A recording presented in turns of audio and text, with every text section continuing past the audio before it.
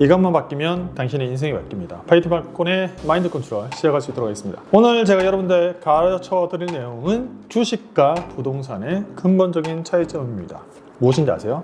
바로 변동성입니다. 이것을 정확히 알아야 여러분도 주식으로 큰 돈을 벌 수 있고, 왜 일반적으로 주식보다 부동산이 더 큰 돈을 버는지에 대해서도 알 수 있게 될 것입니다. 자, 주식 투자를 할 때는 한 종목을 잘 골라서 저점에 샀다가 팔면 단기간에 10%의 수익을 낼 수 있습니다. 근데 왜 주식은 돈을 버는 사람이 극히 드물까요? 없다는 거 아니에요. 주위에 분명히 있긴 하지만 그렇게 많지는 않습니다. 주식 투자로 단기간에 사고 팔아서 이익을 낸 사람을 찾아보는 건 쉽습니다. 즉, 동전 던지기로 앞뒤를 맞추는 게임을 하면 절반의 사람들이 정답을 맞추는 것과 같은 원리일 거예요. 근데 왜 반복되는 투자를 했을 때 주식으로 돈을 버는 사람이 적을까요? 제가 오늘 주식과 부동산의 근본적인 차이점, 주식 투자로 돈을 벌기 힘든 이유에 대해서 말씀드릴 수 있도록 하겠습니다. 첫 번째, 주식은 변동성이 크기 때문에 쉽게 수익을 내지만 쉽게 잃어버릴 수 있어요.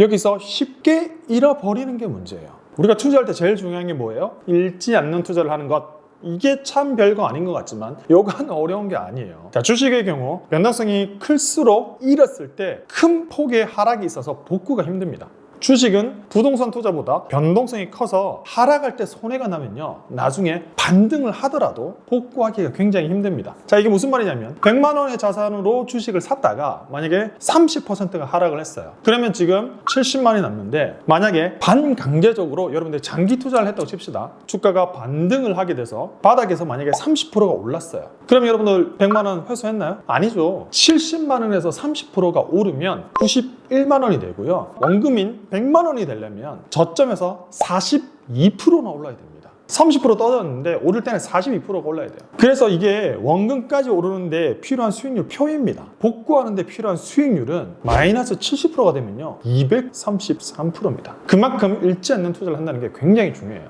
여러분, 부동산은 변동폭이 주식보다 낮습니다.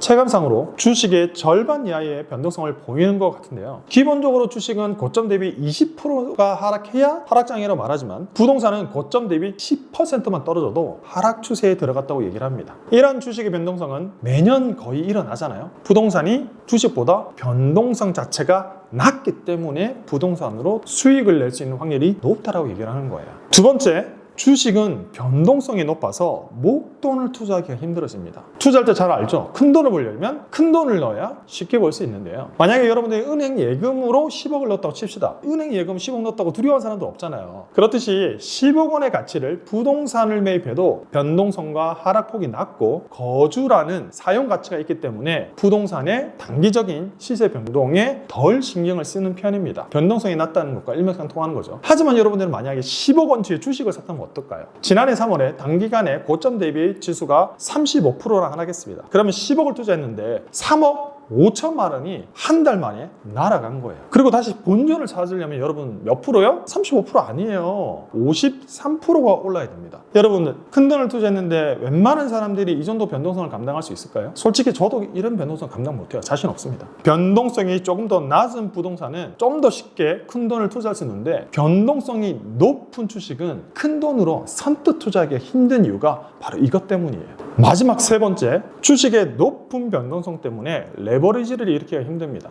기껏해야 일반적으로 하는 게 신용으로 레버리지를 일으키는 건데요. 물론 여러분들 주식 하시는 분들은 스탁론이라는 것도 있겠지만 딱 들으시면 아실 거예요. 얼마나 위험한 건지. 그래서 추천하지 않잖아요. 하지만 변동성이 적은 부동산은 어때요? 지금은 정부의 규제로 인해 대출로 집을 사기 어려워지긴 했지만, 정부 규제를 제외하고는 자산의 속성으로만 따져보면 대한민국에서 부동산은 실물 자산이고 변동성이 낮아서 담보로 잡고 은행에서 대출을 해주고 있습니다. 또한 부동산은 주택담보대출이라는 상품 때문에 장기간 대출을 받아서 투자할 수 있어요. 실제 우리가 지금 고금리 되기 전에는 2.5%짜리 30년짜리 대출도 있었어요. 그렇기 때문에 변동성이 높고 레버리지를 쓰기 힘든 주식은 큰 돈을 투자하기 힘들어지는 거예요. 그래서 주변에서 주식으로 큰 돈을 모으고 투자에 성공한 사람을 보기가 극히 드문 거예요. 시청하시는 분들 중에 만약에 변동성을 주식에서 다스릴 수가 있다면 주식 투자로도 부동산처럼 큰 돈을 벌 수 있을까요? 당연히 벌 수 있죠. 워렌 버핏 같은 사람 주식으로 돈 벌었지 부동산을 번 거 아니잖아요. 주식을 포함한 금융자산을 투자할 때는 포트폴리오 자체를 부동산만큼 변동성을 줄이고 큰 하락 없이 우상향하는 포트폴리오를 할 수 있다면 큰 수익을 낼 수 있습니다.